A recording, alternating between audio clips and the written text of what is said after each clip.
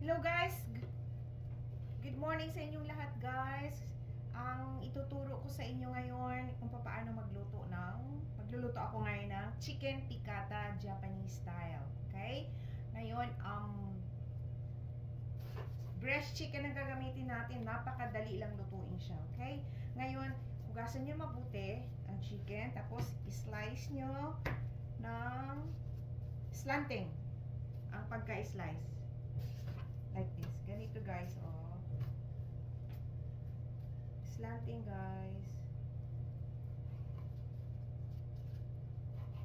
Ganyan. Slanting ang hiwa. Yan.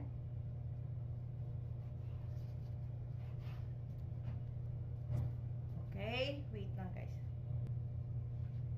Ito na. Pag na-slanting na ninyo ang hiwa, guys, timplahan nyo ng asin. Asin. Yan. Both side asin. And pepper. Oh, dami. Asin, pepper.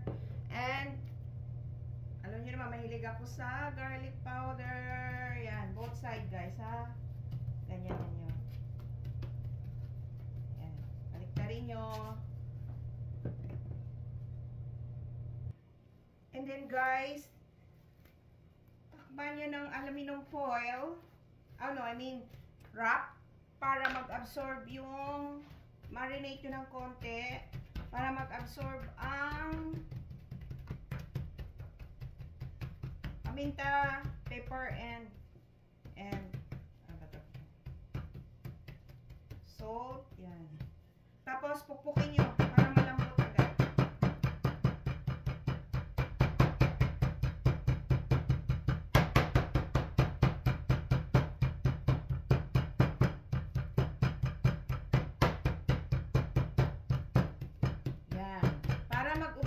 Mag-absorb yung spicy sa loob. Mga ingredients. Yan. Marinate 10 minutes. Okay? Ito na siya guys. Na-marinate na natin. Lagay natin sa plato.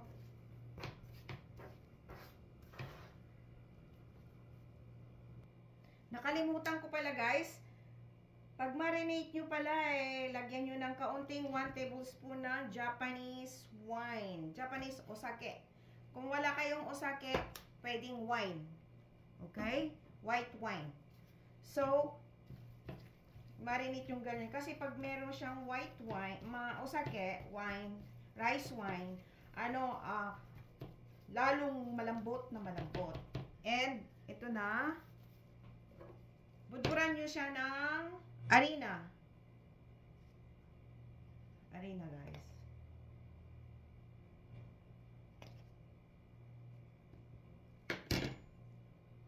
Pag nalagyan nyo na ng harina, lagyan nyo uli ng kaunting asin, kaunting paminta din, and garlic powder. Yan. Yan. Okay? And, i-massage nyo.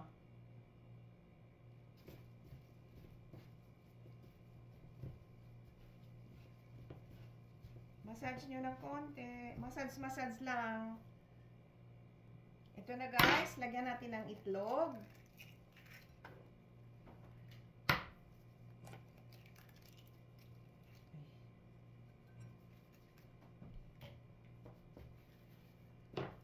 Mix nyo yung itlog. Tapos yung itlog, timplahan nyo uli ng asin. Pepper.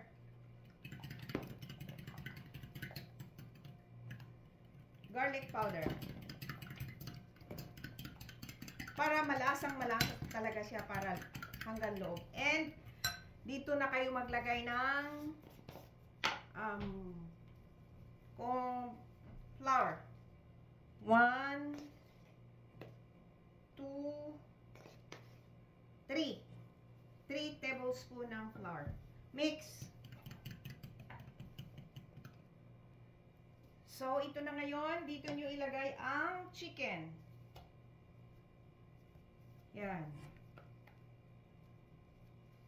Mag-init na kayo ng mantika, guys, ha. Ito, init na siya. Ang maganda kasi ang pikata is olive oil. Huwag kayo gumamit ng vegetable oil. Olive oil, guys. Olive oil. Medium heat lang. Medium heat. And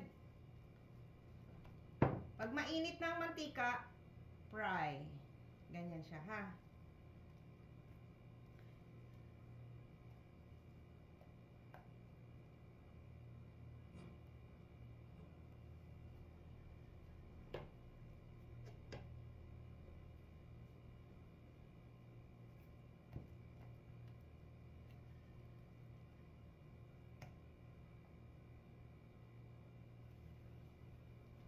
Huwag masyadong maraming olive oil. Ang katamtaman lang, mga ganyan lang. Mga 4 tablespoon lang yung nilagay ko, guys. Yan.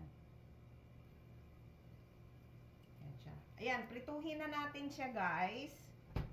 Magpiprito na tayo. And then, haluan nyo ng 1 tablespoon na butter. Wait lang. Lagyan nyo ng butter, guys, ha. Yung oil. Okay? Yan. Tapos, medyo brown. Iprito nyo siya ng medyo brown. Medyo heat lang. Yan. Medyo brown. Ganyan. Brown lang siya. Yan. Dagdagan nyo ng butter yung olive oil nyo. Yan. Okay?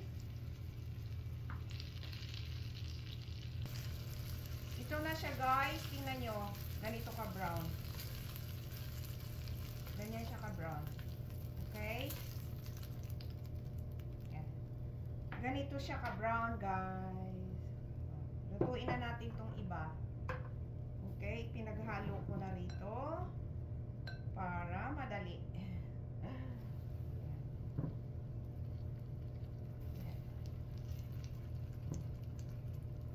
Lutong bahay ito, guys, ha. Hindi naman ito pang business. Baka easy and quick lang siya talaga. Madaling lutuin. Pang dinner. Ito na siya, guys. Tapos na. Tapos, ang sauce nito is ketchup and sriracha. Tingnan nyo. Ketchup.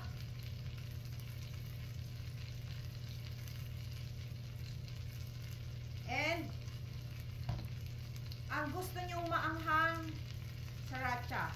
Kung ayaw nyo ng maanghang, ketchup lang, okay? Ako gusto ko medyo maanghang, kaunting sriracha sauce lang doon sa may ketchup, okay? Yan. Yan ang chicken piccata. Okay? Tikman na natin. Nasunog ito. Inubos ko na pagluto yung iba. Yan. Pwede nyo rin yang ipalaman sa tinapay. Like hamburger. Hamburger buns. Lagyan nyo ng mayonnaise. Lagyan nyo ng lettuce. Lagyan nyo na ng green onion. White onion and lettuce uli. Tapos ketchup. Hamburger na siya. Okay? Mga idea. Napakadaling dinner. Okay? Ito na. Tikman natin. Yan. Meron ako ritong ketchup with sriracha, pinaghalo ko lang. Lambot. Harap.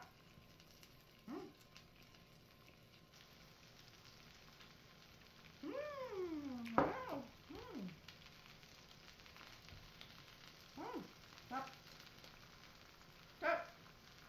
Thank you for watching. Please subscribe, like, and share. And i-click nyo na rin yung notification bell para palagi tayong update, para palagi kayong updated sa ating mga bagong video. Bye! God bless all! Ito na ang ating finished product, chicken piccata.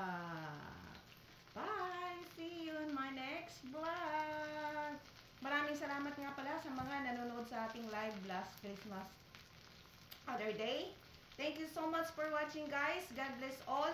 And Merry Christmas and Happy New Year. Bye! Ang ano natin, guys, is lutong bahay itong ginagawa kong Japanese, ha? Lutong bahay siya, hindi siya pang business. ang ginagawa ko kasi, dinishare ko lang sa inyo ang experience ko sa Japan na kung paano ako magluto ng lutong bahay. Kung sa Japanese is Ofukuro no Aji. Bye!